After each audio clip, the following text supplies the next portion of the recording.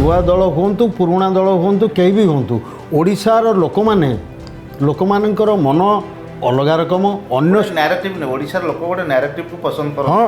नुआ दल नुआ संभावना अच्छी नुआ आशा अच्छी भोटर मन में तेणु ताहा पंचायत निर्वाचन केते रिफ्लेक्ट कर नवीन पट्टनायक छात्र नेता नथिले तृणमूल स्तर से नेता नथिले से एकाथर हो जाइछन्ति कांग्रेसर चिंताधारा अलग जनता दल जोटा विजु जनता दल हो जेकोसी जनता दल हूँ एंटी कांग्रेस पार्टी किंतु बीजेपी वर्तमान सत्तार आपण आसन थी सुधा वर्तमान बीजेपी जमिति भाव में पिकअप करने कथा सेमिति भाव में पिकअप कर पार ना कांग्रेस गोटे जातीय स्तर पार्टी हेले भी सुधा कांग्रेस वर्तमान ओडिशार दुर्बल कई भावी नथिले बीजेपी ओडिशार एते भल सक्सेस हो बोली बीजेपी ग्रामीण संगठन वर्तमान से भाया देखा जाऊनी जमिति हवा कथा गोटे चर्चा हो मोहन मंग छाड़देवे बीजेपी से राज्यसभा रे ये ओडिशार मंग संसद अन्य जे रहिले भी तार फायदा बीजेडी ही नब बीजेडी वर्तमान अल्प दिन तले से सत्तारू जाइए गादी गादीच्युत होले भी सुधा तांको भितर गोष्ठी कंदल जो देखा जाटा बड़ विपद सृष्टि कर साथी रे साथ दे बीजेडी वर्तमान पुणी फॉर्म को आसापी ट्रायल टेस्ट करुच्ची बीजेडी आउ कांग्रेस ये दुटा अलग कथा आउ भक्त दास आउ आमर कौन पूर्वतन मुख्यमंत्री नवीन पट्टनायक ये दीटा अलग अलग कथा कहले नवीन पट्टनायक मोर भाई सर तेणु जो भाई मेंटोटा है पंचायत निर्वाचन पर कौन इफेक्ट पड़ो आमे जो कैलकुलेशन करवा जे पंचायत इलेक्शन बेलू बीजेडी और कांग्रेस मेंट होगी पंचायत इलेक्शन लड़े यहाँ मु भावुचे यहाँ इम्पॉसिबल यहाँ केबे हो पारिबो नहीं यहाँ खाली स्वप्न बीजेपी एमती गोटे पार्टी तार रणनीति बहुत सिक्रेट से रणनीति को बुझा बहुत कष्ट तेबेले भी तृणमूल स्तर रे पंचायत स्तर रे ब्लॉक स्तर किंबा जिला स्तर रे जदि कौन प्रकार संघर्ष होती जदि कौन प्रकार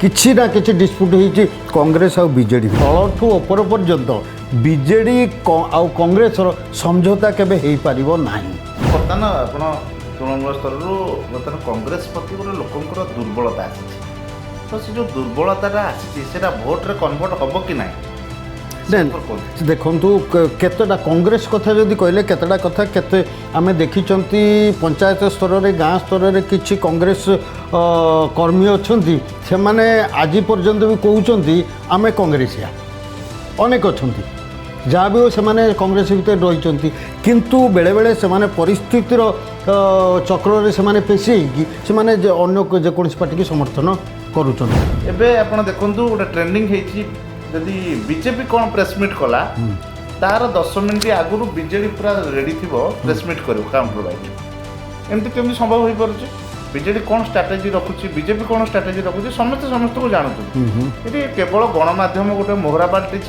साधारण लोक बोका आपड़ देखो ओडिशार मुख्यमंत्री किए हम कहीं जान नी माननीय मोहन माझी मुख्यमंत्री हे बोली आप जान नी कहीं जान नी कहीं जान नी राति अधर डिक्लेयर होगला श्रीयुक्त मोहन माझी ओडिशार मुख्यमंत्री आमे शासन को आसिले आमे करप्शन सब जहाँ जो आम तार पर्दा फाँस करदे क्या बांधि पारना बर्तमान बांधा एम बांधि पार कथा नुहे से पर्दा फाँस कहीं कौटी है सी सब फस हो गला।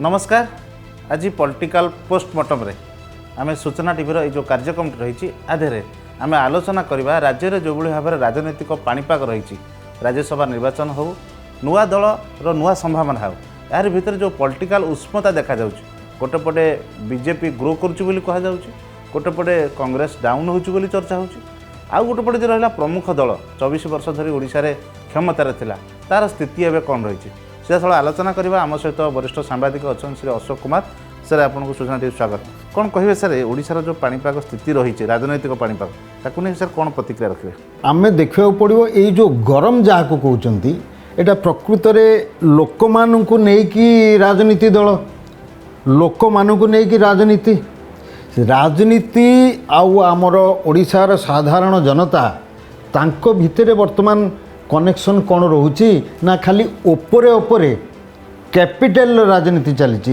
ଏଇଟାକୁ ଆମେ ପ୍ରଥମେ ଚିନ୍ତା କରିବାକୁ ପଡ଼ିବ। ବର୍ତ୍ତମାନର ରାଜନୀତି ରାଜଧାନୀ ରାଜନୀତି ହେଇକି ରହିଛି ନା ତୃଣମୂଳ ସ୍ତରର ରାଜନୀତି ହେଇକି ରହିଛି, ଆପଣ ଚିନ୍ତା କରନ୍ତୁ। ନିଶ୍ଚିତ ରୂପରେ ଆପଣଙ୍କ କଥା ବି ଠିକ୍, କାହିଁକିନା ଆମେ ଯେତେବେଳେ ରାଜ୍ୟରେ ଅଛେ, ରାଜ୍ୟର ହେଡ଼କ୍ୱାର୍ଟର ମଧ୍ୟ ଅଛି ରାଜଧାନୀରେ, ଆମେ ବି ଦେଖୁଛେ ସକାଳୁ ସନ୍ଧ୍ୟା କେବଳ ଭୁବନେଶ୍ୱରରେ ହିଁ ସବୁ ଜିନିଷ ଗୁଡ଼ାକ ଆମେ ଫିଲ୍ କରୁଛେ, ବାସ୍ କିନ୍ତୁ ସେ ଜିନିଷଟା ଗାଁରେ ନାହିଁ।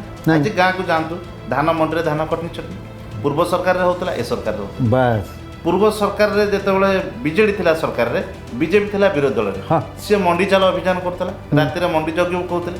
ଏବେ ବିଜେଡି ସରକାରରେ ନାହିଁ, ବିଜେପି ସରକାରରେ ଅଛି। ହଁ ବିଜେଡି କହିଲା ଆମେ, ବିଜେପି କହିଲା ଆମେ ସିସିଟିଭି ଲଗେଇବୁ। ହଁ କୁଆଡ଼େ ଗଲା ତମ ସିସିଟିଭି? ହଁ ଧାନ ମଣ୍ଡିରେ ବ୍ୟବସ୍ଥା ନାହିଁ, ବିଲକୁଲ ଯେଉଁ କଟନୀ ଛଟନୀ ହେଉଛି ଚାଲିଛି, ଦଲାଲ ସକ୍ରିୟ, ଯେଉଁ ଛୋଟ ବେପାରୀ ଗାଁ ଗାଁରେ ଅଛନ୍ତି ସେମାନେ ବହୁତ ଆକ୍ଟିଭ, ଭଲ ମୁନାଫା କରୁଛନ୍ତି। ତଳଠୁ ଉପର ପର୍ଯ୍ୟନ୍ତ ଯେଉଁ ସେଟିଂ, ଇଏ କ'ଣ ବିଜେଡି ରାସ୍ତାରେ ବର୍ତ୍ତମାନ ବିଜେପି ସେଇ ଧାରାରେ ଅନୁକରଣ କରୁଛି ନା ସେଇ ରାସ୍ତାରେ ଚାଲିଛି? ବିଲକୁଲ ଠିକ୍ ଲାଇନ୍ରେ ଆମେ ବର୍ତ୍ତମାନ ଆସିକି ପହଞ୍ଚିଲେ, ଠିକ୍ ରାସ୍ତା ଉପରେ ଆସିକି ପହଞ୍ଚିଲେ ଯେ ଆମେ ଆମର ରାଜନୀତି, ଆମର ଓଡ଼ିଶାର ଲୋକ ବର୍ତ୍ତମାନ ଆମେ କେଉଁ ଦିଶାକୁ ଯାଉଛନ୍ତି ସେଇଟାକୁ ଆମେ ବର୍ତ୍ତମାନ ଚିନ୍ତା କରିବାକୁ ପଡ଼ିବ। କଥା ହେଲା ଯେମିତି ଭାବରେ ଇଲେକ୍ସନ୍ ସମୟରେ ଏ ନେତାମାନେ, ଏ ରାଜନୀତି ଦଳମାନେ ଲୋକମାନଙ୍କ ପାଖରେ ହିଟ୍ ଭାଷଣ ଦେଇକି ଭୋଟ ଖଣ୍ଡେ ପାଇଁ ସେମାନଙ୍କ ମନ ଭିତରକୁ ପଶି ଯାଉଛନ୍ତି, ସେଇଭଳି ଭାବରେ ଆମର ସାମ୍ବିଧାନିକ କ୍ଷମତା କ'ଣ, ଆମକୁ କ'ଣ ଦରକାର, ଆମର ବର୍ତ୍ତମାନ ଆମେ କ'ଣ ସ୍କିମ୍ ଅଛି ଆମର କିଛି ଗୋଟେ ଉନ୍ନତି ପାଇଁ, ସାମାଜିକ ୱେଲଫେୟାର ପାଇଁ ସରକାରଙ୍କର କ'ଣ ସ୍କିମ୍ ଅଛି, ସାଧାରଣ ଜନତାକୁ କ'ଣ କରିବାକୁ ପଡ଼ିବ, ଏକଥାକୁ ବର୍ତ୍ତମାନ ରାଜନୀତି ଦଳ ପୁରା ମାଇନସରେ ରଖିଦେଇଛନ୍ତି। ତାକୁ ରଖିଛନ୍ତି କେତେବେଳକୁ? ଇଲେକ୍ସନ୍ ବେଳକୁ। ଏଇଆ ନୁହେଁ କି? ବର୍ତ୍ତମାନ ଆପଣ ଦେଖନ୍ତୁ ଆମ ଓଡ଼ିଶାର ଜାତୀୟ ସ୍ତରର ଦଳ ମୋଟାମୋଟି ଦୁଇଜୋଟା, କଂଗ୍ରେସ ଆଉ ବିଜେପି। ବିଜେପି। କିନ୍ତୁ ଆମେ ଦେଖିବାକୁ ଗଲେ ଜାତୀୟ ସ୍ତରର ଦଳ ଆହୁରି ବି ଅଛନ୍ତି, କମ୍ୟୁନିଷ୍ଟ ପାର୍ଟି ଅଛି, ହଁ ଅଛନ୍ତି, ଆପ୍ ଅଛି, ଅନେକ ଅଛନ୍ତି, ଅନେକ ପାର୍ଟି ଅନେକ ଅଛି। ଓଡ଼ିଶାର ଷ୍ଟ୍ରଗଲ୍ କରୁଛନ୍ତି, ଲବି କରୁଛନ୍ତି, ଲୋକମାନଙ୍କ ପାଖରେ ପହଞ୍ଚୁଛନ୍ତି, ଆପଣ ତାର କଭରେଜ୍ ବି କରୁଛନ୍ତି। କିନ୍ତୁ ବର୍ତ୍ତମାନ ଆମେ ସମସ୍ତଙ୍କ ନଜର ମଧ୍ୟ ରହିଛି ଓଡ଼ିଶା ଉପରେ। ଓଡ଼ିଶା ସେମାନେ ଧୀରେ ଧୀରେ ଧୀରେ ଓଡ଼ିଶାକୁ ଏଣ୍ଟ୍ରି ମାରିବାକୁ ଚେଷ୍ଟା କରୁଛନ୍ତି। ଏଇ ଯେଉଁ ରାଜନୈତିକ ଗୋଳିଆ ପରିସ୍ଥିତିଟା ସୃଷ୍ଟି ହେଇଛି, କେହି ନା କେହି ଗଛଟେ ପୋତିକି ପାଣିଟିଏ ଦେଇକିରି ରଖିଥିଲେ କାଲି ଗଛଟା ବଡ଼ ହେବ, ନିଶ୍ଚିତ ରୂପରେ ଆଶ୍ରୟଟେ ମିଳିବ। ଅତି କମରେ ତ ଭୁବନେଶ୍ୱରରେ କ୍ୱାର୍ଟରଟେ ମିଳିବ, ଭୁବନେଶ୍ୱରରେ ଜାଗା ଖଣ୍ଡେ ମିଳିବ। ଏଇଟା ବି ତାଙ୍କର ମଧ୍ୟ ସେମାନେ ଆସୁଛନ୍ତି। ବିଲକୁଲ ବିଲକୁଲ କଥା ହେଉଛି ଯେ ଆପଣଙ୍କର କହିବା କଥା ଏମାନେ ଲବି କରୁଛନ୍ତି, ଷ୍ଟ୍ରଗଲ୍ କରୁଛନ୍ତି, ତାଙ୍କର ପାର୍ଟିର ଅଫିସ୍ ଖୋଲିଛନ୍ତି କେବଳ ନିଜ ମୋଟାମୋଟି ନିଜର ସ୍ୱାର୍ଥ ପାଇଁ। ପବ୍ଲିକ ନିଶ୍ଚିତ ପବ୍ଲିକ ସ୍ୱାର୍ଥ ଉପରେ କେହି ନାହାନ୍ତି। ହଁ। ଓଡ଼ିଶାରେ ଯେହେତୁ ଅନେକ ସମ୍ଭାର ଅଛି, ଖଣି ପାଣିଠୁ ଆରମ୍ଭ କରି କୋଟି କୋଟି ଟଙ୍କାର ପ୍ରାଚୁର୍ଯ୍ୟ ଏଠି ଭରି ରହିଛି, ତେଣୁ ଏଠି କେହି ନା କେହି ନ୍ୟାସନାଲ୍ ପାର୍ଟି ଆସିଲେ ତାକୁ ତ ଇଲେକ୍ସନ୍ ଟାଇମ୍ରେ କର୍ପସ୍ ଫଣ୍ଡ ମିଳିଯିବ, ହଁ ପାର୍ଟି ଫଣ୍ଡିଂ ହେଇପାରିବ, ତେଣୁ ଯାହାହେଲେ କିଛି ତ କିଛି ମିଳିବ। କିନ୍ତୁ ମୋ କହିବା ଆମେ ଯେଉଁ ଖଟିଖିଆ ଗରିବ ଲୋକ ରହିଲୁ ଗାଁରେ, ଆମକୁ କ'ଣ ମିଳିବ? ସେ ଯେ ବିଜେଡ଼ି ଆଜି ଆପଣ ଦେଖିଥିବେ ପୂର୍ବରୁ ଯେଉଁଭଳି ଭାବରେ ପ୍ରଭାତ ବିଶ୍ୱାଳ କହିଲେ 4,000 କୋଟି ଟଙ୍କା କୁଆଡ଼େ ପଳାଇଲା। ଆପଣ ଗୋଟିଏ କୋଟି ଟଙ୍କା ଗାଁରେ ଲୋକ ଦେଖିପାରୁନାହାନ୍ତି, କିନ୍ତୁ ଦଳ ପାଖରେ ଏତେ ଏତେ ଟଙ୍କା ରହୁଛି, ତାକୁ ବି କେହି କିଛି କରିପାରୁନାହାନ୍ତି। ସେ ପଇସା ବି ପବ୍ଲିକ୍ ଇଏ ଲାଗୁନି। କମ୍ପାନୀମାନଙ୍କର CSR ଆକ୍ଟିଭିଟି ଅଛି, ପ୍ରପରଲି ୟୁଟିଲାଇଜେସନ୍ ହେଉନି, କେବଳ ପାର୍ଟି ଫଣ୍ଡିଂରେ ସେଗୁଡ଼ାକ ୟୁଟିଲାଇଜ୍ କରାଯାଉଛି। ତେଣୁ ଯଦି ଆମେ ଦେଖିବା ସେମିତି ବିଜେପିରେ ବି ମଧ୍ୟ ଅନେକ ପଇସା ରହିଛି, ସବୁ ଦଳ ପାଖରେ ରହିଛି, ମୁଖିଆଙ୍କ ପାଖରେ ଅଛି, କିନ୍ତୁ ସାଧାରଣ ଏ ଯେଉଁ ଭୋଟର କର୍ମୀ ଏ ଯେଉଁ ପଛରେ ପତାକା ଧରି ଦୌଡ଼ୁଛନ୍ତି, ସେ ପାଉଛି କ'ଣ? ସବୁ ପରେ ଆମେ ଯେତେବେଳେ ରାଜନୀତି କରୁଛେ ରାଜଧାନୀରେ, ଆମ ଗାଁ ଲୋକଙ୍କ ସମସ୍ୟା କଥା ଭୁଲିଗଲେ।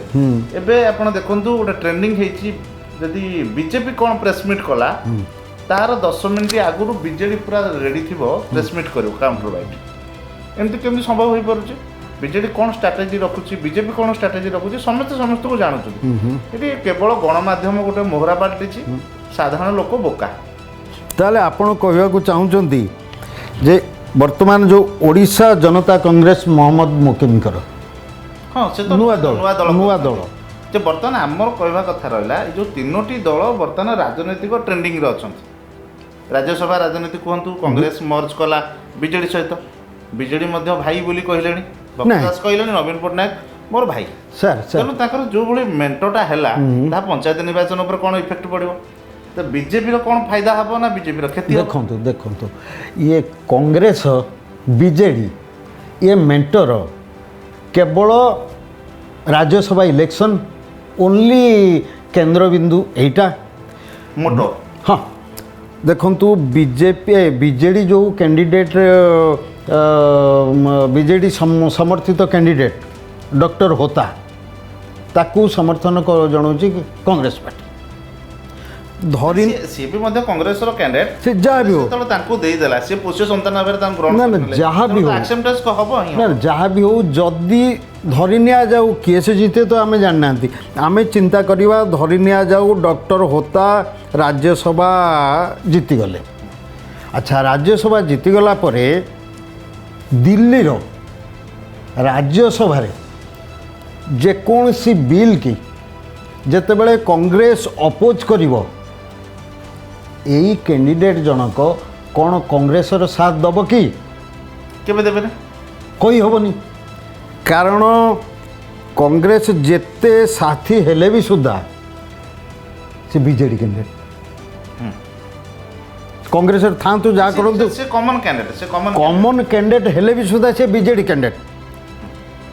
ସିଏ ଚାଲିବେ ବିଜେଡ଼ିର ପଲିସି ଅନୁସାରେ, ତଳଠୁ ଉପର ତାଙ୍କର ସମଝୋତାରେ ଚାଲିବ। ତଳଠୁ ନାଇଁ ବିଲକୁଲ ଅସମ୍ଭବ। ତଳଠୁ ଉପର ପର୍ଯ୍ୟନ୍ତ ବିଜେଡ଼ି ଆଉ କଂଗ୍ରେସର ସମଝୋତା କେବେ ହେଇପାରିବ ନାହିଁ। କିନ୍ତୁ ପଞ୍ଚାୟତ ନିର୍ବାଚନ ପାଇଁ ତୃଣମୂଳ ସ୍ତରରେ ଗ୍ରାମାଞ୍ଚଳ ଲୋକମାନେ ଆଶାୟୀ ଅଛନ୍ତି ଯେ ଯେହେତୁ ବିଜେଡ଼ି ସରକାରରେ ଅଛି, ବିଜେପି ସରକାରରେ ଅଛି, ବିଜେପିର ଅନେକ ଜାଗାରେ ଚେୟାରମ୍ୟାନ୍ ଅଛି, ଅନେକ ଜାଗାରେ ବିଭିନ୍ନ ରାଜନୈତିକ ତାଙ୍କର ସକ୍ରିୟ ଅଛନ୍ତି, ତ ସେ ଚାହୁଁଛନ୍ତି ଯେ ଆମେ ବିଜେଡ଼ି କି ମାନେ ବିଜେପିକୁ ଜୋରଦାର କାଉଣ୍ଟର କରିବା।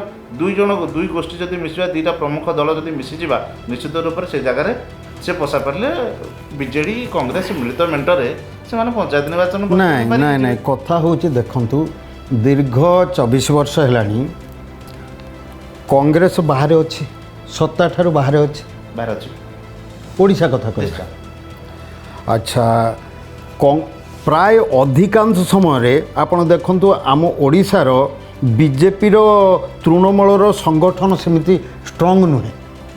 ଓଡ଼ିଶା ଭିତରେ କଂଗ୍ରେସର ସଂଗଠନ ବିଜେପି ସଂଗଠନ ଠାରୁ ମଜବୁତ, ଅଧିକ କାହିଁକିନା ସେଠି ମାନେ ଦୀର୍ଘ ଦିନ ଶାସନ ରହି ଆସିଥିଲେ, ରହି ଆସିଥିଲା। ଆପଣ ନୋଟ୍ କରନ୍ତୁ ଯେତେବେଳେ ବି ତୃଣମୂଳ ସ୍ତରରେ, ପଞ୍ଚାୟତ ସ୍ତରରେ, ବ୍ଲକ ସ୍ତରର କିମ୍ବା ଜିଲ୍ଲା ସ୍ତରରେ ଯଦି କୌଣସି ପ୍ରକାର ସଂଘର୍ଷ ହେଇଛି, ଯଦି କୌଣସି ପ୍ରକାର କିଛି ନା କିଛି ଡିସ୍ପ୍ୟୁଟ୍ ହେଇଛି କଂଗ୍ରେସ ଆଉ ବିଜେଡ଼ି ଭିତରେ, କାରଣ କଂଗ୍ରେସ ଥିଲା ଅପୋଜିସନ୍ର, ବିଜେଡ଼ି ଥିଲା ସରକାରରେ।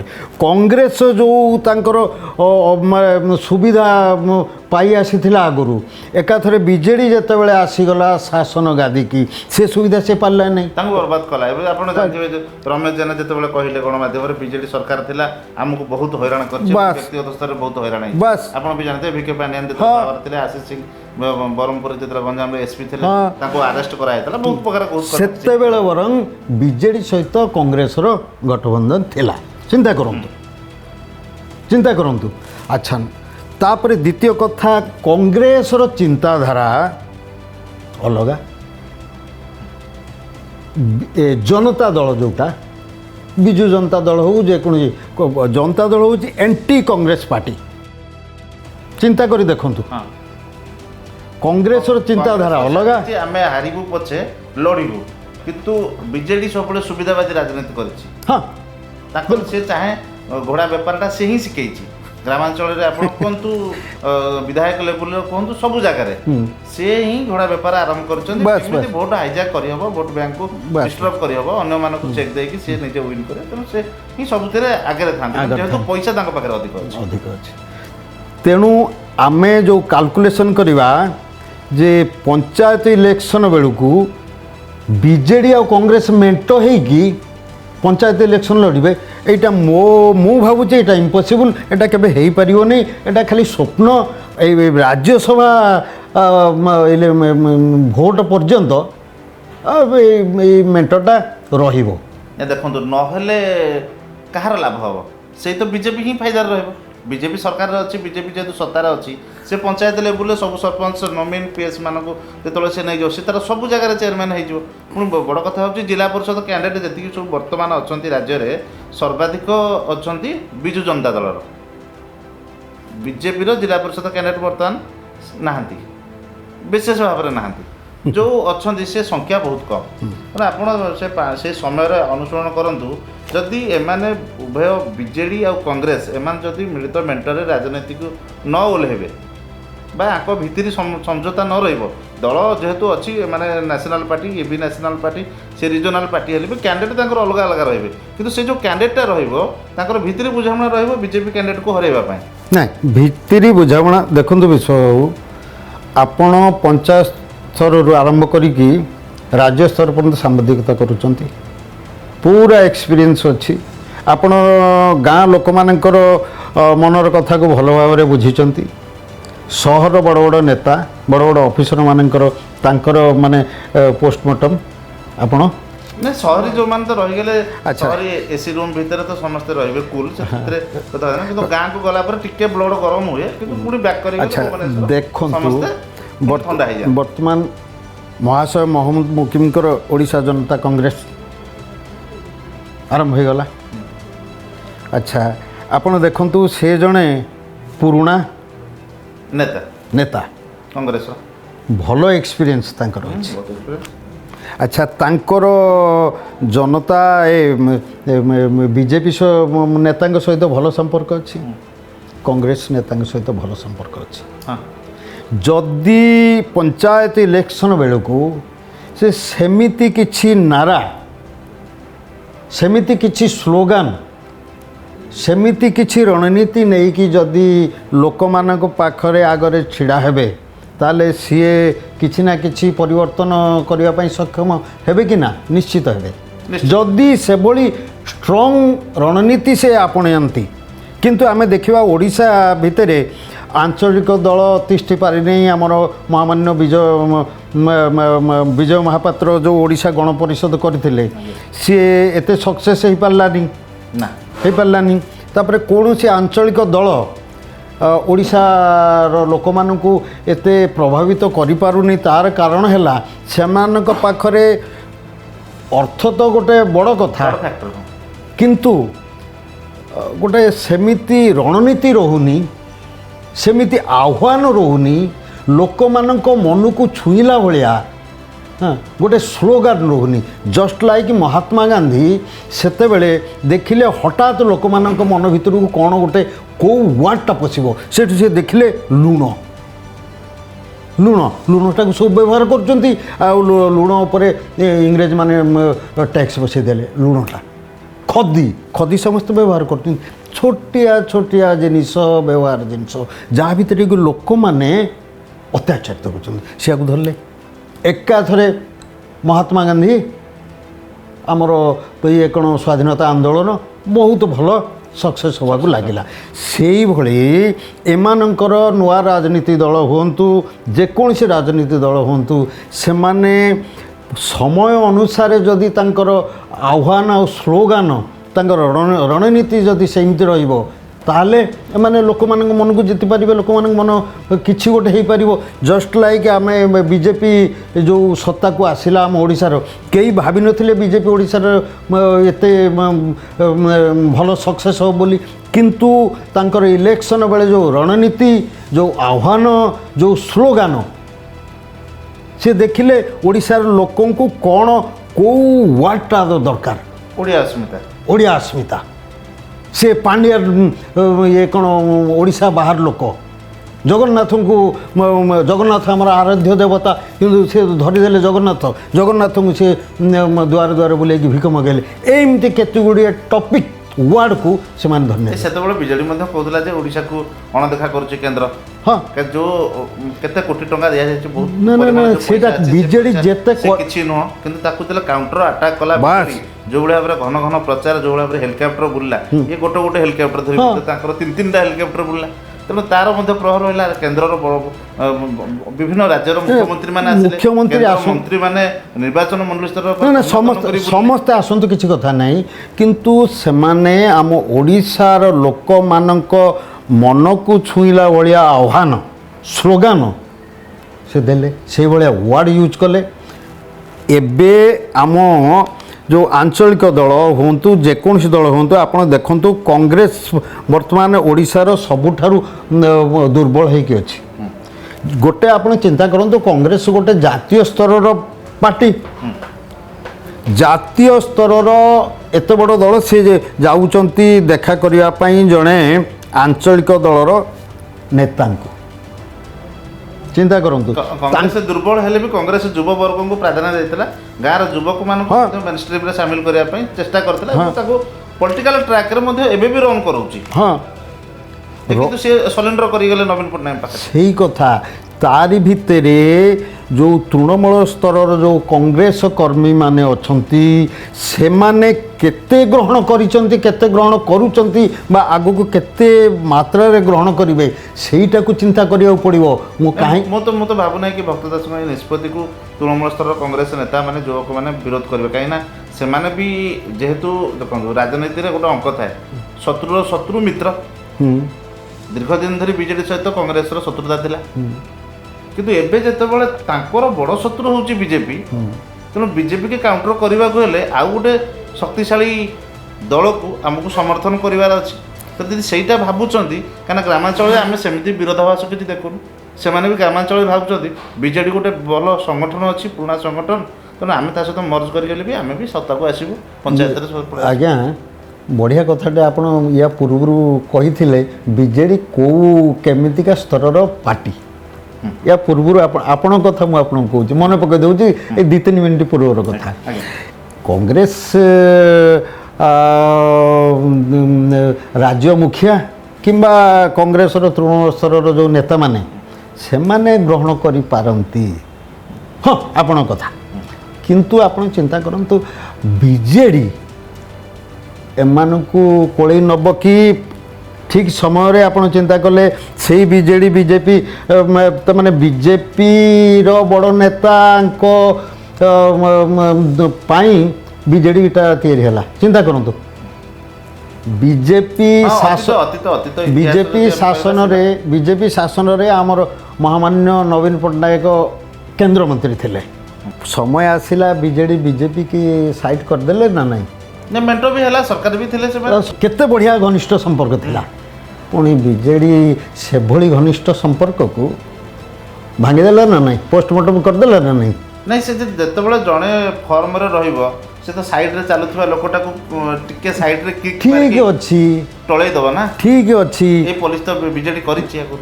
ହଁ, ତେଣୁ ସମୟ ଆସିଲେ ବିଜେପି ବର୍ତ୍ତମାନ ସରକାରରେ ଅଛି, ସେ ସରକାରୀ ସୁବିଧାକୁ ହାସଲ କରିବା ପାଇଁ ବିଜେଡ଼ି କାହିଁକି ବିଜେପି ସହିତ ଭିତିରିଆ ଗଠବନ୍ଧନ ନ କରିବ ବୋଲି ଆପଣ ଭାବୁଛନ୍ତି? ନାଇଁ, ଆପଣ ଦେଖନ୍ତୁ, ବିଗତ ଦିନରେ ଆପଣ ଯେଉଁଭଳି ଭାବରେ କେନ୍ଦ୍ରମନ୍ତ୍ରୀ ଅଶ୍ୱିନୀ ବୈଷ୍ଣବ କୁହନ୍ତୁ, ସୁଜିତ କୁମାର କୁହନ୍ତୁ, ଯେଉଁମାନେ ସବୁ ଆସିଲେ ବିଜେପିକୁ, ସେମାନେ ମୂଳ ବିଜେପି ଲୋକ ନୁହନ୍ତି, ସେମାନେ ସମସ୍ତେ ବିଜେଡ଼ିରେ ଥିଲେ ଏବଂ ବିଭିନ୍ନ ପ୍ରକାର ଦୁର୍ନୀତିରେ ସେମାନେ ଫସିକି ଥିଲେ। ତାଙ୍କୁ ସ୍ୱଚ୍ଛ କରିଦେଲେ। ମାନେ ଦଳ ଚେଞ୍ଜ ହେଇଗଲେ ବା ଦଳକୁ ଭଲ ପାଇବା ଯଦି ପରିବର୍ତ୍ତନ ହେଇଗଲା, ତାହେଲେ ଜଣେ ଜଣେ ସ୍ୱଚ୍ଛ ହେଇଯାଉଛି।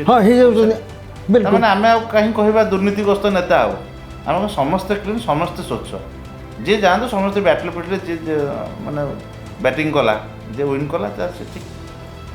ସେଇଟା ଆପଣମାନଙ୍କ ଆଗରେ, ଆମ ସମସ୍ତଙ୍କ ଆଗରେ, ମୋ ଆଗରେ, ଦେଶବାସୀଙ୍କ ଆଗରେ, ଇଲେକ୍ସନ୍ ପୂର୍ବରୁ ଯେଉଁ ହିଟ୍ ଭାଷଣ ରହୁଥିଲା ବିଜେପି ବାଲାଙ୍କର, ତାଙ୍କର କେନ୍ଦ୍ରୀୟ ନେତା ହୁଅନ୍ତୁ, ରାଜ୍ୟସ୍ତରୀୟ ନେତା ହୁଅନ୍ତୁ, ବିଜେଡ଼ି ବହୁତ କରପସନ୍ କରିଛି। ସେ ବିଜେଡ଼ିର ଅମୁକ ନେତା ଏଇଆ କରିଛି, ସମୁକ ନେତା ଏଇଆ କରିଛି, ସେ ଉଡ଼ାଜାହାଜରେ ଏତେ ପଇସା ଖର୍ଚ୍ଚ ହେଇଛି, ଏଠି ଏତେ ପଇସା ଖର୍ଚ୍ଚ କିନ୍ତୁ ହେଇଛି। ବର୍ତ୍ତମାନ ସୁଦ୍ଧା କାହାକୁ ବାନ୍ଧିଲେନି ନା। ଆମେ ଶାସନକୁ ଆସିଲେ ଆମେ ଏ କରପ୍ସନ୍ ସବୁ ଯାହା ଯେଉଁଠି ହେଇଛି ଆମେ ତାର ପର୍ଦ୍ଦା ଫାସ୍ କରିଦେବୁ। କାହାକୁ ବାନ୍ଧି ପାରିନାହାନ୍ତି ବର୍ତ୍ତମାନ। ବାନ୍ଧିବା ଏମାନେ ବାନ୍ଧି ପାରିବା କଥା ନୁହେଁ, ସେ ପର୍ଦ୍ଦା ଫାସ୍ କାହିଁ କେଉଁଠି ହେଲା, ସେ ସବୁ ଫସ୍ ହେଇଗଲା। ପର୍ଦ୍ଦା ଫାସ୍ ଜାଗାରେ ସେ ସବୁ ଫସ୍ ହେଇଗଲା। କିନ୍ତୁ ବର୍ତ୍ତମାନ ସାଧାରଣ ଲୋକ ଚିନ୍ତାରେ ଅଛନ୍ତି ଯେ ଆମେ ଧୀରେ ଧୀରେ ରାଜନୀତି ଆଉ ପଟ ପରିବର୍ତ୍ତନ କରିବୁ।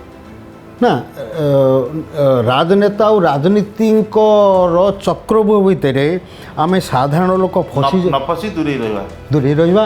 ତାହେଲେ ତ ଆମକୁ ଗଣତନ୍ତ୍ରରେ ଭୋଟ ଦେବାକୁ ପଡ଼ିବ। ଭୋଟ ଦେବାକୁ ପଡ଼ିବ। ସେ ସମୟରେ ନୂଆ ବିକଳ୍ପ ସେ ସମୟରେ ଚିନ୍ତା କରିବା।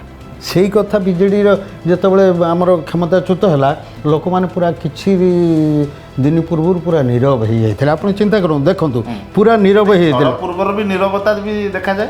ଦେଖନ୍ତୁ, ଆପଣ କହୁଥିଲେ ନୂଆ ଦଳ, ନୂଆ ସମ୍ଭାବନା ଅଛି, ନୂଆ ଆଶା ଅଛି ଭୋଟରଙ୍କ ମନରେ। ତେଣୁ ତାହା ପଞ୍ଚାୟତ ନିର୍ବାଚନକୁ କେତେ ରିଫ୍ଲେକ୍ଟ କରିବ ନୂଆ ଦଳ? ଦେଖନ୍ତୁ, ପଞ୍ଚାୟତ ନିର୍ବାଚନକୁ ମୁଁ କିଛି ସମୟ ପୂର୍ବରୁ କହିଲି, ଲୋକମାନଙ୍କ ଜନତା ଜନାର୍ଦ୍ଦନ ଲୋକମାନଙ୍କ ପାଖରେ, ଲୋକମାନଙ୍କ ମନକୁ ଛୁଇଁଲା ଭଳିଆ ନୂଆ ଦଳ ହୁଅନ୍ତୁ, ପୁରୁଣା ଦଳ ହୁଅନ୍ତୁ, କେହି ବି ହୁଅନ୍ତୁ, ଓଡ଼ିଶାର ଲୋକମାନଙ୍କର ମନ ଅଲଗା ରକମ।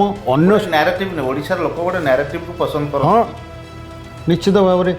ଯେମିତି ବିଜେଡ଼ି ଓଡ଼ିଶାକୁ ଅଣଦେଖା ବୋଲି ଚର୍ଚ୍ଚା କରୁଥିଲା, ବିଜେପି ଯଦି ଓଡ଼ିଆ ଅସ୍ମିତା ଚର୍ଚ୍ଚା କଲା। ତେଣୁ କଂଗ୍ରେସ ଯେହେତୁ ବର୍ତ୍ତମାନ ବ୍ୟାକଫୁଟ୍ରେ ଅଛି, ବର୍ତ୍ତମାନ ନୂଆ ଦଳ ସେମାନେ କ'ଣ ନୂଆ ନ୍ୟାରେଟିଭ୍ ନେବେ ନା ଏମିତି ଆଙ୍କ ଏଇ ତିନୋଟି ପ୍ରମୁଖ ଦଳ ଭିତରେ ହଜିଯିବେ? ଦେଖନ୍ତୁ, ଆମେ ତ ସେ କଥା କହିପାରିବାନି, କାରଣ ଆମର ଆଗରୁ ଆମେ ଜାଣିଛନ୍ତି ଯେ କୌଣସି ନୂଆ ଦଳ ଓଡ଼ିଶାରେ କିଛି ସେମିତି କିଛି କରିକି ଦେଖାଇ ପାରିନାହାନ୍ତି କି ବି ସକ୍ସେସ୍ ହେଇପାରିନାହାନ୍ତି। ତେଣୁ ଆମେ କ'ଣ ଭବିଷ୍ୟତବାଣୀ କରିପାରିବା? ନୂଆ ଦଳର କ'ଣ ପରିସ୍ଥିତି, କ'ଣ ଘଟଣା ଆମେ କିଛି ଜାଣିନାହାନ୍ତି। ତାଙ୍କର ଏଜେଣ୍ଡା କ'ଣ, ତାଙ୍କର ନାରା କ'ଣ, ଆମେ ଏପର୍ଯ୍ୟନ୍ତ କିଛି ଜାଣିନାହାନ୍ତି। ଖାଲି ନୂଆ ଦଳଟା କରିଦେଲେ ହେବନି। ଆମ ଆଗରେ ବର୍ତ୍ତମାନ କଥା ରହିଛି ଯେଉଁ ଶାସକ ଦଳ ଏବଂ ଦୁଇଟା ବିରୋଧୀ ଦଳ, କଂଗ୍ରେସ ଆଉ ବିଜେଡ଼ି। ଭବିଷ୍ୟତରେ ସେମାନେ କ'ଣ କରିବେ ସେ କଥା ଆମକୁ ଚିନ୍ତା କରିବାକୁ ପଡ଼ିବ। ବର୍ତ୍ତମାନ ଆପଣ ତୃଣମୂଳ ସ୍ତରରୁ ବର୍ତ୍ତମାନ କଂଗ୍ରେସ ପ୍ରତି ଗୋଟେ ଲୋକଙ୍କର ଦୁର୍ବଳତା ଆସିଛି। ତ ସେ ଯେଉଁ ଦୁର୍ବଳତାଟା ଆସିଛି ସେଇଟା ଭୋଟରେ କନଭର୍ଟ ହେବ କି ନାହିଁ? ଦେଖନ୍ତୁ, କେତେଟା କଂଗ୍ରେସ କଥା ଯଦି କହିଲେ କେତେଟା କଥା ଆମେ ଦେଖିଛନ୍ତି ପଞ୍ଚାୟତ ସ୍ତରରେ, ଗାଁ ସ୍ତରରେ କିଛି କଂଗ୍ରେସ କର୍ମୀ ଅଛନ୍ତି, ସେମାନେ ଆଜି ପର୍ଯ୍ୟନ୍ତ ବି କହୁଛନ୍ତି ଆମେ କଂଗ୍ରେସିଆ। ଅନେକ ଅଛନ୍ତି, ଯାହା ବି ହେଉ ସେମାନେ କଂଗ୍ରେସ ଭିତରେ ରହିଛନ୍ତି। କିନ୍ତୁ ବେଳେବେଳେ ସେମାନେ ପରିସ୍ଥିତିର ଚକ୍ରରେ ସେମାନେ ପେଶି ହେଇକି ସେମାନେ ଅନ୍ୟ ଯେକୌଣସି ପାର୍ଟିକି ସମର୍ଥନ କରୁଛନ୍ତି। এটা প্রথম কথা। দ্বিতীয় গ্রামাঞ্চলের সাধারণ লোকর আবশ্যকতা আছে, পঞ্চায়েতের সরপঞ্চ পাখে কাম আছে, থানারে টিকে কাম আছে, তহসিলিয়া কাম আছে, তো সেই লোকটি করি পারুন, সে তো কাহাকে না কাহি যেতে সে অন্য পার্টিকে সপোর্ট করে, সে যেতে তাকে মানে কনভিন্স করে তু মো পটু পড়িয়া মতে সমর্থন দে, মু তোর সব করে। সেইটা ହେଇକି কংগ্রেস বর্তমান দুর্বল হয়ে পড়িছি। তারপরে আমি আউ গোটে দেখিবা কংগ্রেসর আমার জাতীয় স্তরর নেতা से प्राय बर्तमान बहुत दुर्बल अवस्था अच्छा। कांग्रेस पार्टी आम देखा गले बर्तमान बहुत दुर्बल परिस्थितिर सम्मुखीन होगी गति करुचे। कांग्रेस पार्टी भी अनेक आकाउंट को फ्रीज करा अतीत चर्चा होता। हाँ, तेणु जो अर्थनैतिक कारबारटा रोक लगे सेंट्राल स्तर में आप डिमोनेटाइजेशन गोटे बड़ इम्पैक्ट कांग्रेस को आज बैकफुट्रे आनीबार मुख्य गोटे कह डिमोनेटाइजेशन जो टाइम से गोटे बैकफुट को आनबार सहायक है कि? हाँ, ना ना से कथा नुहे, कथा होची एंकर जातीय स्तर में पार्टी की ठीक दिशा देखेला भाया परिचालित कला भाया ठीक मार्ग में बर्तमान बोध हुए कांग्रेस कहीं ना। पुराणा सीनियर नेता मैंने सब असंतुष्ट, ये गला कांग्रेस कथा। बीजेडी भितर तांकर अंतर्द्वंद अंतर्कल भितरिया सब बर्तमान चली। आपण देखु आपण मान आगे ये आम समय नष्ट करवा उचित नुह, से ना कहीकि ये करी बर्तमान से जहाँ भी हो आम तो जाने बीजेडी शासन केवल भाव में कार्यच्युत हेले। हाँ हाँ, जहाँ भी हो किंतु से बर्तमान कांग्रेस जे मंग धरुचंदी भक्त भक्तों भक्ति रे बर्तमान माने सदय हो जाइछंती ରାହୁଲ ଗାନ୍ଧୀ ଏବଂ ତାଙ୍କର ଆଣ୍ଡ କୋ ଫ୍ୟାମିଲି ଯେହେତୁ ସେ ଦଳକୁ ସେମାନେ ଲିଡ୍ କରୁଛନ୍ତି ତେଣୁ ଭକ୍ତ ମଧ୍ୟ ଓଡ଼ିଶାରେ ଲିଡ୍ କରୁଛନ୍ତି ଭକ୍ତଙ୍କ ବାହାନାରେ ଭକ୍ତଙ୍କ ସାଥିରେ ସାଥ ଦେଇ ବିଜେଡି ବର୍ତ୍ତମାନ ପୁଣି ଫର୍ମକୁ ଆସିବା ପାଇଁ ଟ୍ରାଏଲ୍ ଟେଷ୍ଟ କରୁଛି ତେଣୁ ତାହା କେତେ ସବୁ ସମ୍ଭବ ହେବ ଦେଖନ୍ତୁ ବିଜେଡ଼ି ଆଉ କଂଗ୍ରେସ ଏ ଦୁଇଟା ଅଲଗା କଥା ଆଉ ଭକ୍ତ ଦାସ ଆଉ ଆମର କ'ଣ ପୂର୍ବତନ ମୁଖ୍ୟମନ୍ତ୍ରୀ ନବୀନ ପଟ୍ଟନାୟକ ନବୀନ ପଟ୍ଟନାୟକ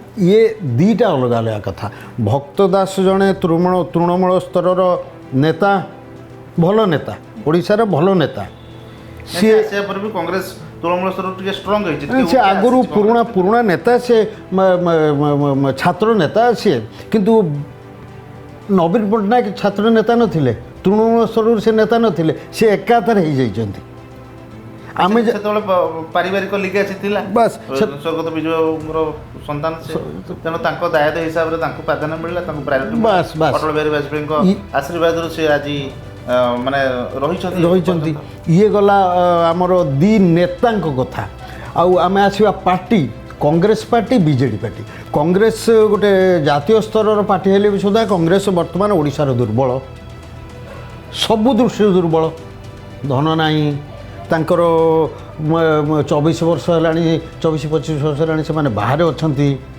ସତ୍ତାରୁ ବାହାରେ ଅଛନ୍ତି ତାଙ୍କର ପଞ୍ଚାୟତ ସ୍ତର ଗାଁ ସ୍ତରର ଯେଉଁ କାର୍ଯ୍ୟକର୍ତ୍ତା ମାନେ ସେମାନେ ଦୁର୍ବଳ ହୋଇଗଲେଣି ମେଣ୍ଟାଲି ସେମାନେ ଭାଙ୍ଗି ପଡ଼ିଲେଣି ଆମେ ଚିନ୍ତା କରିବା କିନ୍ତୁ ବିଜେଡ଼ି ବର୍ତ୍ତମାନ ଅଳ୍ପ ଦିନ ତଳେ ସେ ସତ୍ତାରୁ ଯାଇଛି ଗାଦିରୁ ଗାଦିଚ୍ୟୁତ ହେଇଛି ହେଲେ ବି ସୁଦ୍ଧା ତାଙ୍କ ଭିତରେ ଗୋଷ୍ଠୀ କନ୍ଦଳ ଯେଉଁ ଦେଖାଯାଉଛି ସେଇଟା ବଡ଼ ବିପଦ ସୃଷ୍ଟି କରିବ କିନ୍ତୁ ବିଜେପି ବର୍ତ୍ତମାନ ସତ୍ତାର ଆପଣ ଆସନରେ ଥାଇକି ସୁଦ୍ଧା ବର୍ତ୍ତମାନ ବିଜେପି ଯେମିତି ଭାବରେ ପିକଅପ୍ କରିବା କଥା ସେମିତି ଭାବରେ ପିକଅପ୍ କରିପାରୁନାହିଁ ଆମେ ଦେଖୁଛନ୍ତି ଯାହା ଅନୁମାନ ହେଉଛି ବିଜେପିରେ ବି ମଧ୍ୟ ଗୋଷ୍ଠୀ ହଁ କାହିଁକିନା ବିଜେପିର ଆପଣ ଦେଖନ୍ତୁ ଗାଁ ଗାଁରେ ଯେଉଁଭଳି ଭାବରେ ବିସ୍ତାରକ ମାନେ ଥାନ୍ତି ଯେଉଁମାନେ ସେମାନେ ମାନେ ତାଙ୍କର ଥିଲା ଗୋଟେ ମିଶନ ମାନେ ମୋ ବୁଥ୍ ମଜବୁତ କରିବ ମୋ ବୁଥ୍ ମଜବୁତ କାର୍ଯ୍ୟକ୍ରମ ଆଉ ଆପଣ ଦେଖୁନଥିବେ ବିଜେପିର ସଂଗଠନ ବର୍ତ୍ତମାନ କ'ଣ ଗ୍ରାମୀଣ ସଂଗଠନ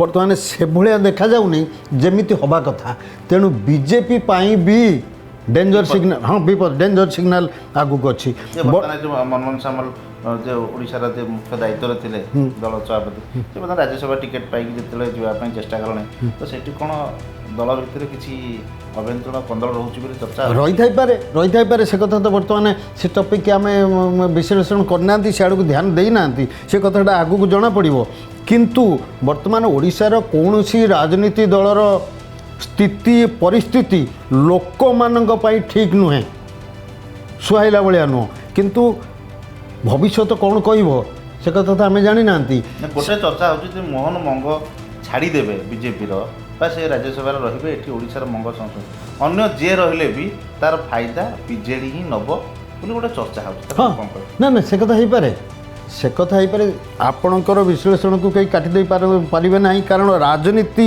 ଖେଳ ରାଜନୀତିର ହାୱା ଏମିତି କେତେବେଳେ ବି କ'ଣ ହେଇଯିବ ସେ କଥା କେହି କହିପାରିବେନି ତାପରେ ଆଉ ଗୋଟିଏ କଥା ମନେ ରଖିଥାନ୍ତୁ ବିଜେପି ଏମିତି ଗୋଟେ ପାର୍ଟି ତାର ରଣନୀତି ବହୁତ ସିକ୍ରେଟ୍ ସେ ରଣନୀତିକୁ ବୁଝିବା ବହୁତ କଷ୍ଟ କାରଣ ଆପଣ ଦେଖନ୍ତୁ ଓଡ଼ିଶାର ମୁଖ୍ୟମନ୍ତ୍ରୀ କିଏ ହେବ କେହି ଜାଣିନଥିଲେ ମାନନୀୟ ମୋହନ ମାଝୀ ମୁଖ୍ୟମନ୍ତ୍ରୀ ହେବେ ବୋଲି ଆପଣ ଜାଣିନଥିଲେ କେହି ଜାଣିନଥିଲେ ରାତି ଅଧରେ ଡିକ୍ଲାର ହେଇଗଲା ଶ୍ରୀଯୁକ୍ତ ମୋହନ ମାଝୀ ଓଡ଼ିଶାର ମୁଖ୍ୟମନ୍ତ୍ରୀ ହେବେ ସେତେବେଳେ ପଲିଟିକାଲ ଷ୍ଟ୍ରାଟେଜି ମଧ୍ୟ ସେୟା ଥିଲା ଯେ ଓଡ଼ିଶାରେ ଆମେ ନବୀନ ପଟ୍ଟନାୟକ ଭର୍ସେସ୍ ଆଉ କିଏ ଯିଏ ଜଣେ ଏତେ ସୋଫିଷ୍ଟିକେଟେଡ଼ ଲାଇଫ୍ ମେଣ୍ଟେନ୍ କରିଥିବେ ଆଉ ଜଣେ ସାଧାରଣ ଆପଣ ଦେଖନ୍ତୁ ମହାମହିମ ରାଷ୍ଟ୍ରପତି ଦ୍ରୌପଦୀ ମୁର୍ମୁ ଯେତେବେଳେ ଓଡ଼ିଶାରୁ ଗଲେ ଆଜି ତ ସେ ଆମ ଓଡ଼ିଶା ପାଇଁ ଗର୍ବ ଆଉ ଗର୍ବ ଓଡ଼ିଶାରେ ଓଡ଼ିଶା ଲୋକଙ୍କୁ ଓଡ଼ିଶାର ଆବଶ୍ୟକତା ବର୍ତ୍ତମାନ ଦିଲ୍ଲୀରେ ଗୁରୁତ୍ୱ ଦିଆଯାଉଛି ହଁ ଏ ଭଲ କଥା କିନ୍ତୁ ଆମର ଯେତେବେଳେ ଏଠି ରାଜନୈତିକ କଥା ଆମେ ଆଲୋଚନା କରୁଛେ ମନମୋହନ ସାମଲ ଯେତେବେଳେ ରାଜ୍ୟସଭା ଯଦି ପାଇଲେ ବି ସେ ରହିଲେ ଦିଲ୍ଲୀରେ ତେଣୁ ସେତେବେଳେ ଓଡ଼ିଶାର ପ୍ରସଙ୍ଗ ସହିତ ଉଠେଇବେ କିନ୍ତୁ ଏଠି ଯେଉଁ ରାଜନୈତିକ ଯେଉଁ ତୃଣମୂଳ ସ୍ତରରୁ ତାଙ୍କର ଯେଉଁ ଅଙ୍କ କଷାଟା ଥିଲା ବିଜେପି ଭିତରେ ବିଜେପିର ଯେଉଁ ଅଭ୍ୟନ୍ତରୀଣ ଯେଉଁ ରହିଛନ୍ତି କ'ଣ କନ୍ଦଳ ରହିଛି ତାକୁ ଭେଦ କରିକି ଦ୍ୱନ୍ଦ୍ୱକୁ ଦୂର କରିବାରେ ସିଏ ଗୋଟେ ସିଦ୍ଧହସ୍ତ ଥିଲେ ନିଶ୍ଚିତ ରୂପରେ ଆମେ ଆଲୋଚନା କରୁଥିଲେ ପଲିଟିକାଲ ପୋଷ୍ଟମର୍ଟମରେ ଆମ ସହିତ अतिथि थिले श्री अशोक कुमार आम राज्यर राजनीतिक पाणीपागर जो उष्मता रही भितर नुआ जो संभार रही नुआ दल गुड़िक आसुँच राज्य में शासन करेंगे बोली तांकर भविष्य वर्तमान जो दल अच्छा शासक जो मैंने विरोधी अच्छा विषय में आम आलोचना कले परवर्ती पर्यायर अनेक यही आलोचना को आम आपण सामना को आणबू अनेक राजनैतिक चर्चा आम आप सामना को आणबू तेणु आम सहित जे अतिथि भाव जोड़ी होता है अशेष अशेष धन्यवाद सर आप जोड़ी होती रोचु नमस्कार।